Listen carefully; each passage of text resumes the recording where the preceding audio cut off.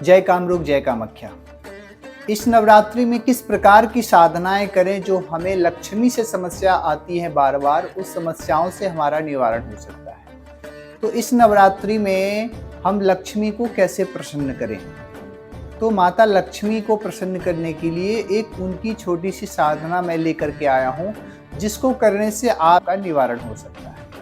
अगर आपको लक्ष्मी से काफ़ी परेशान हो रहे हैं, या आपके दुकान लगने के बाद भी दुकान नहीं चल पा रहे हैं, या अन्य प्रकार की कर्ज से संबंधित अगर आप बार बार कर्ज चढ़ रहे हैं, जितना 10 रुपये अगर हम कमा रहे हैं तो 20 रुपये हमारे कर्ज में ही चले जा रहे हैं, तो इन प्रकार की समस्याओं से निवारण पाने के लिए मैं आज आप सबों के बीच में एक लक्ष्मी माता लक्ष्मी की एक साधना लेकर के आया हूँ, जिसको जय कामरूप जय कामाख्या।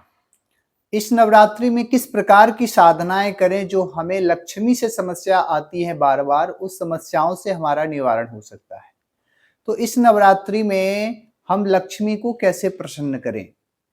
तो माता लक्ष्मी को प्रसन्न करने के लिए एक उनकी छोटी सी साधना मैं लेकर के आया हूँ, जिसको करने से आपके पास लक्ष्मी से धन धान्य से समस्या जो आ रही है, उन प्रकार की समस्याओं से आपका निवारण हो सकता है।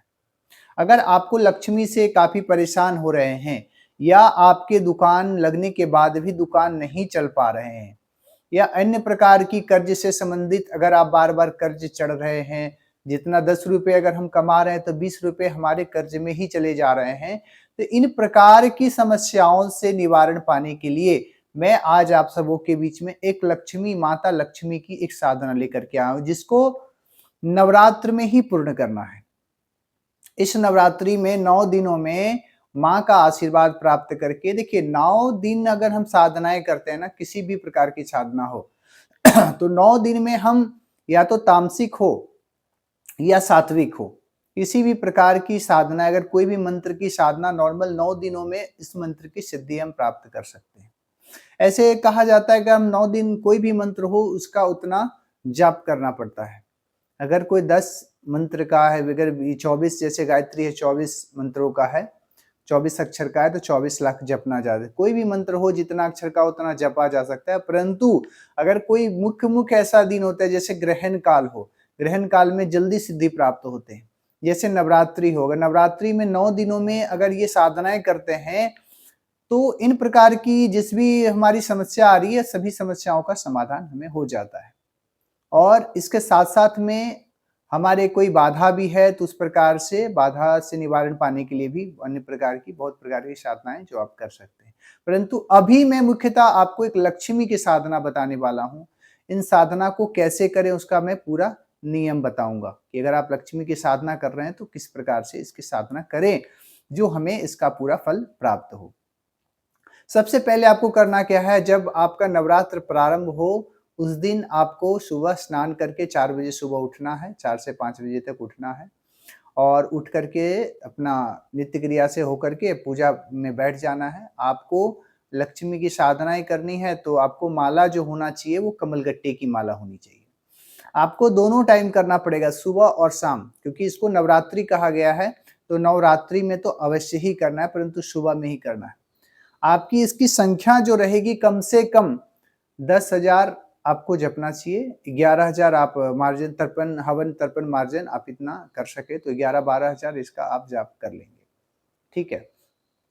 और जाप करने के बाद में जब आपको सुबह भगवती का भोग लगा देना है, बढ़िया से पूजा पाठ जितना षोडशोपचार आप कर सके उतना पूजा करके माँ का, और उसके साथ में दीपक एक अनुष्ठान, अगर 9 दिन का दीपक आप लगा सके तो 9 दिन का दीपक आप अवश्य लगाएं, और अगर आप नहीं लगा सके तो कम से कम जिस समय आप माला जपते हैं उस समय घी का दीपक जलना ही चाहिए, वो आपके लिए बेहतर होगा। मंत्र आपको मैं बता दूं, मंत्र है श्रीम क्लीम महालक्ष्मी मम गृहे आगच्छ आकच्छ ह्रीम नमः, है ना। फिर से एक बार मंत्र को आप मैं बोलूंगा, श्रीम क्लीम महालक्ष्मी मम गृहे आगच्छ आगच्छ ह्रीम नमः। इस मंत्र को आपको 11,000 जाप करना है। हवन तार्पण मार्जन अर्चन इन प्रकार की करेंगे, फिर आपको नवमी को जाकर के इसका हवन परिपूर्ण करने के बाद में नवमी को आप इसका जब हवन करेंगे तो कुछ कुमारी कन्या को 9 कर सके तो 9 करिए, 7, 3, 1 कम से कम भी हो तो एक कुमारी कन्या का भोजन प्रसाद ग्रहण कराएं और बटुक भैरव का भी भोजन कराएं और ब्राह्मण भोजन कराएं अन्य प्रकार की। तो आप लक्ष्मी से समस्या जो आपके साथ में बार बार आ रही है, इन समस्याओं से आप छुटकारा मिल जाएंगे आपके। क्योंकि नवरात्र जो एक ऐसा दिन है ना कि किसी भी इसको दिन देखने की जरूरत नहीं है, किसी भी मंत्र को हम 9 दिन में सिद्ध प्राप्त कर सकते हैं। अगर हमको सिद्धि प्राप्ति करनी, हमको कार्य आपके जो स्थगित हैं वो कार्य आपके प्रबल हो जाएंगे। क्योंकि मंत्र को फिर इसको एक और पुरस्चरण इस प्रकार से मैं कर सकते हैं। आप कम से कम 1.25 लाख इसका जाप करनी चाहिए तो आपको फल प्राप्ति। परंतु अगर नवरात्र में 11,000 भी कर लेते हैं तो आपको फल प्राप्ति जल्दी मिल जाती है, क्योंकि वो नवरात्रि है सिद्धियों, माता सिद्धि जल्दी प्राप्त करती है। 10 महाविद्या प्रत्यक्ष हो जाती हैं आपको सिद्धि प्राप्त करने के लिए, और 10 महाविद्या का आशीर्वाद प्राप्त हो जाता है तो किसी चीज की कमी आपको, धन धान्य से संबंधित किसी भी प्रकार की परेशानियां आपको ग्रसित नहीं कर सकती है। तो अगर आप इस नवरात्रि में, अगर आप लक्ष्मी की साधना करना, अगर आपको समझ में नहीं आ पा रहा है तो आप हमारे कामाख्या तंत्र पीठ से जुड़ सकते हैं। और किसी भी प्रकार की परेशानी हो, मारण मोहन वशीकर उच्चाटन सम्मोहन या ग्रह नक्षत्र किसी भी प्रकार की परेशानी हो तो आप हमारे कामाख्या तंत्र पीठ से उसका निवारण पा सकते हैं बहुत ही आसान व सरल तरीके से। क्योंकि अगर आप साधना प्रारंभ कर रहे हैं ना, तो साधना आसान नहीं होता है। किसी भी प्रकार की साधना अगर आप करना चाहते हैं तो साधना को कहते हैं कि अपने आप को जो साध ले उसे ही साधना कहते हैं।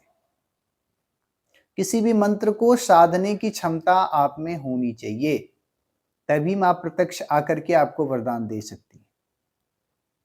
ऐसा आपको अपने आप को, कहते हैं तेरा तुझको अर्पण क्या लागे मेरा, हम अपने आप को अर्पित कर देना चाहिए, हम अपने आप को समर्पण कर देना चाहिए। तो इन प्रकार की समस्याओं से मुझे किसी बाधा भी ग्रसित ना कर सकेगी, ना ही किसी प्रकार। तो मुझे अगर बचना है तो सबसे पहले अपने आप को स्मरण रहना चाहिए कि भाई मैं शुद्ध तरीके, सात्विक तरीके से ब्रह्मचर्य का पालन करके और नियम पूर्वक इस प्रकार की साधनाओं को परिपूर्ण करें और माँ का आशीर्वाद प्राप्त करें।